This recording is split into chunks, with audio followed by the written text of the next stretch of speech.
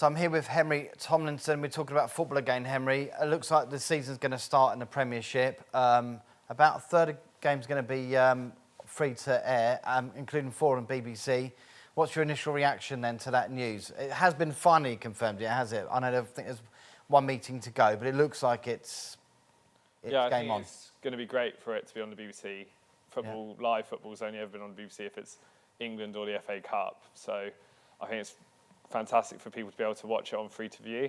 Yeah. Especially as I think a lot of people might have cancelled their sports subscriptions and even sort of cut down their bills every month during the sort of pandemic. So it's a way of everyone being able to enjoy football coming back. Yeah, it's really generous of Sky to show loads of games free to air as well. I mean, that's a really big gesture considering how much they've spent to get the football right. So they must be hoping that people watch it, they get excited, and then they sign up again next season, which might be a good strategy. Yeah, that's got to be the aim. I think everyone's trying to sort of band together to bring it back in the safest possible way for everyone to enjoy it. And I think also it could be the way of bringing it back to try and minimise people turning up at the grounds. Yeah. Which is obviously the main concern probably going forward. Exactly, yeah. So where do we start then with the bottom 3, I guess? Because the Championship, Liverpool are going to win the title, aren't they? So, I mean, I think they could probably lose every other game or probably lose all their games and probably still win it. So we can say Liverpool are going to be champions. So let's focus on the bottom. Do you not agree with that? No, I think it's pretty nailed on that Liverpool are going to win the league. I think the only way they don't is if they lose every game and City wins every game. That's the only way Liverpool don't win the league. Yeah, and they've got some pretty easy games. They've got to play Brighton as well, haven't they, at the Amex Stadium, wherever that game's going to be, the home game. So the bottom 3, Norwich City, what's their running looking like? They're running, I think it's a bit of a mixture. I think everyone's got difficult games coming up.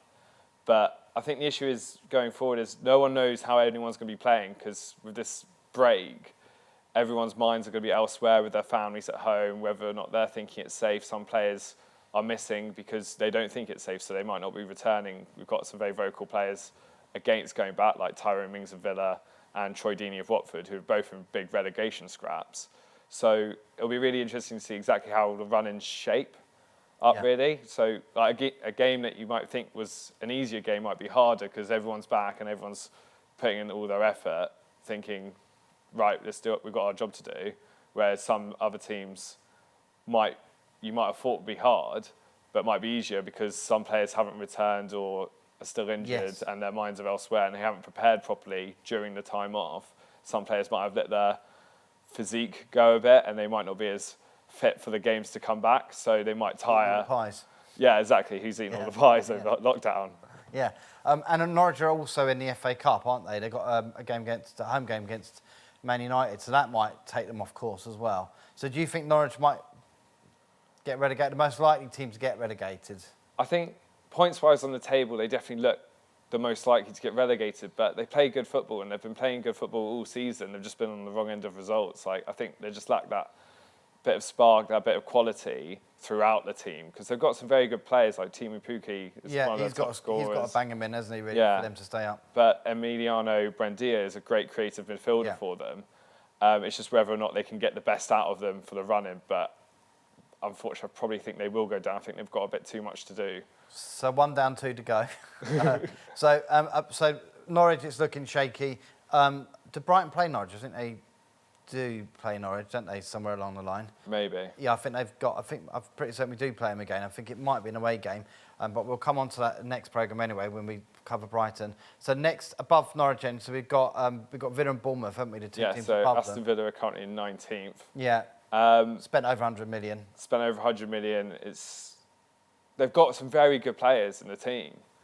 Like, Tyrone Mings is an England centre-back now. Jack Grealish, he's pushing for an England call-up, and people are saying he's been one of the best players in the league all season. Wesley up front, he's been injured, but he's also a great striker. They've got a very good team, and it's quite surprising to see where they are with the team they've got. Yeah. They've got a couple games in hand, which is on their side, which I think if they win, will push them out of the drop zone.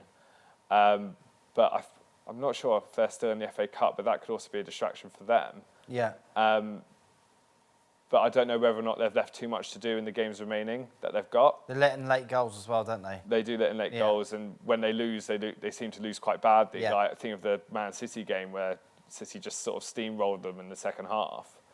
So I think they've got a lot to do to catch up with the 3 teams above who are all on the same points. But it's possible. Yeah. It's possible, but I probably would say they'll be the other team going down as well. It's the one to go then. So that's Aston Villa. And then what about Bournemouth then? Because Bournemouth have been hit by COVID, haven't they? Like Brighton have had a few players, one, their goalkeeper, reserve goalkeeper, I think, recently. So Bournemouth, they were looking rocky. They would have benefited from this break probably, a bit like Brighton, because we weren't exactly winning games, were we? And Bournemouth were on a bit of a rocky patch there, weren't they? Yeah, well, Bournemouth, they've had some awful games this season, and it's quite surprising to see their drop-off, but they've had some horrific injuries, like savaged the team before the pandemic. Like Callum Wilson's been out, they're missing David Brooks, like who was a massively key player for them last season. They're missing a few very good players for their first team, so they've almost been playing decimated by injuries. Yeah, they've been playing with a skeleton crew almost. Yeah. Which has seen like other players have opportunities, like Ramsdale, the goalkeeper. Before the season, no one really heard of him, but now he's like their first choice, and he's done quite well this season. So they're definitely going to benefit from the break, getting these players back fit. So they could really sort of put a march back on to get themselves back on track, especially Eddie Howe being in charge. He is a very good manager. Yeah. And I think out of the current bottom 3, they're the most likely ones to get out of it and save themselves. Yeah.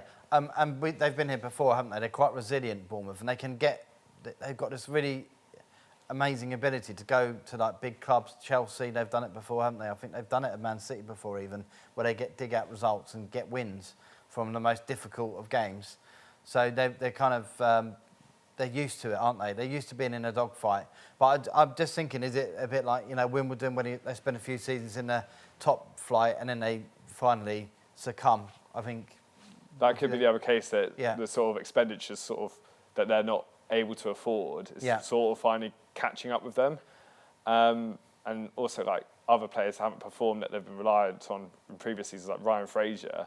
Last year he was being linked with Arsenal, these big moves, but he's not really performed this season the same way. So it's definitely sort of catching up to them a bit, but I still think they could be safe. I think they could sort of get their way out of the mess that they find themselves in. Okay, we'll leave it there. We're going to be focusing on the other 2 teams, including Brighton Hove Albion, the other 3 teams, I should say, above the drop zone in the Premier League next time. So join us then.